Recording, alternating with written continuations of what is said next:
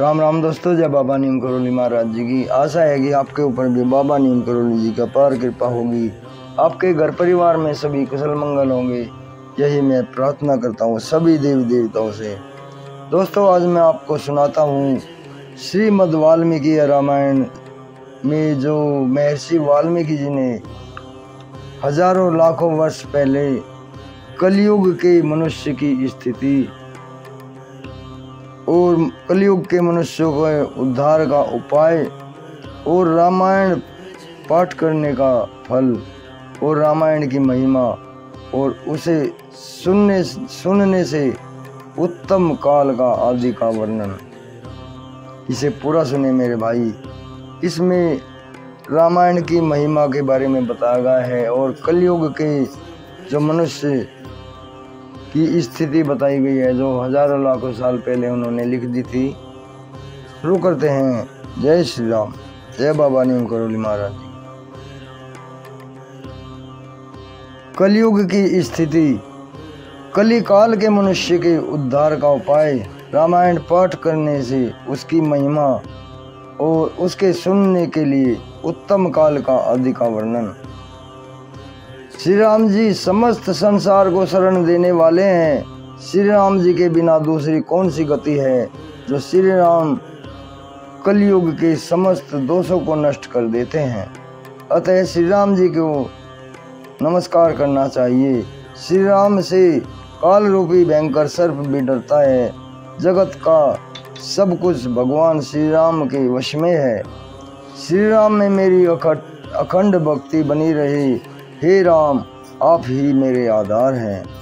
चित्रकूट में निवास करने वाले भगवती लक्ष्मी, सीताराम के आनंद निकेतन और भक्तों को अभय देने वाले परमानंद भगवान श्री रामचंद्र जी को मैं नमस्कार करता हूँ।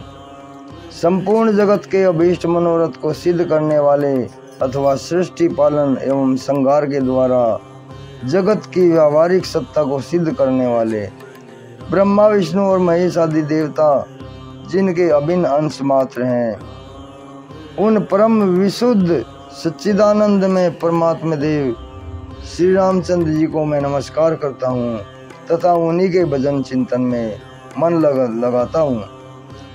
ऋषियों ने कहा, भगवान आप विद्वान हैं, ज्ञानी हैं। हमने जो कुछ पूछा था वह आपने सब भली बात ही बता दिया। संसार बंधन में बंधे हुए जीवों के दुख बहुत हैं। इस संसार बंधन का उच्छेद करने वाला कौन है। आपने कहा है कि कलयुग में वेदोक्त मार्ग नष्ट हो जाएंगे। अधर्म परायण पुरुषों को प्राप्त होने वाली यातनाओं का भी आपने वर्णन किया है। घोर कलयुग आने पर जब वेदों का मार्ग लुप्त हो जाएगा, उस समय पाखंड फैल जाएगा। यह बात प्रसिद्ध है। प्राय सभी लोगों ने ऐसी बात कही है।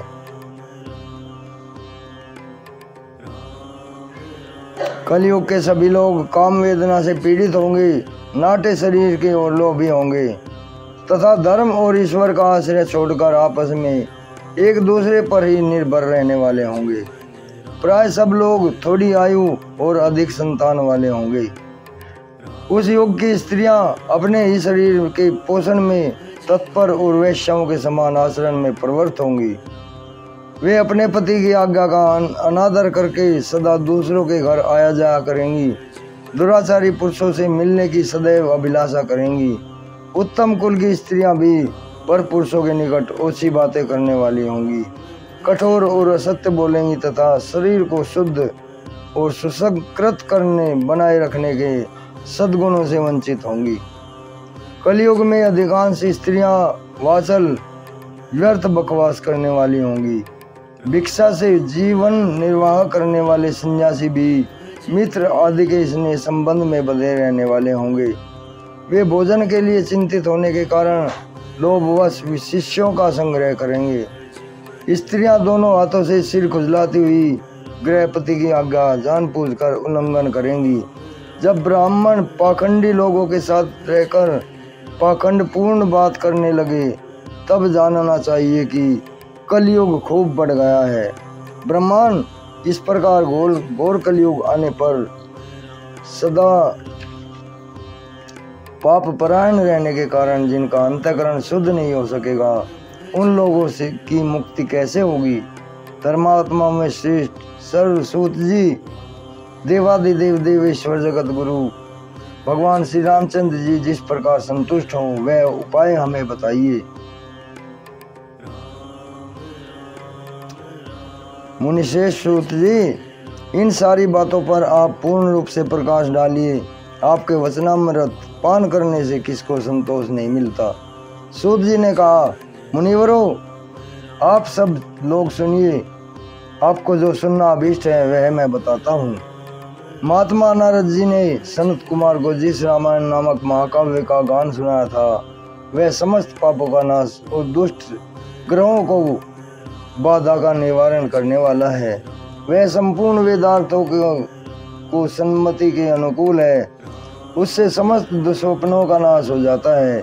वो धन्यवाद के योग्य तथा भोग और मोक्ष फल प्रदान करने वाला है। उसमें भगवान श्री रामचंद्र जी की लीला कथा का वर्णन है।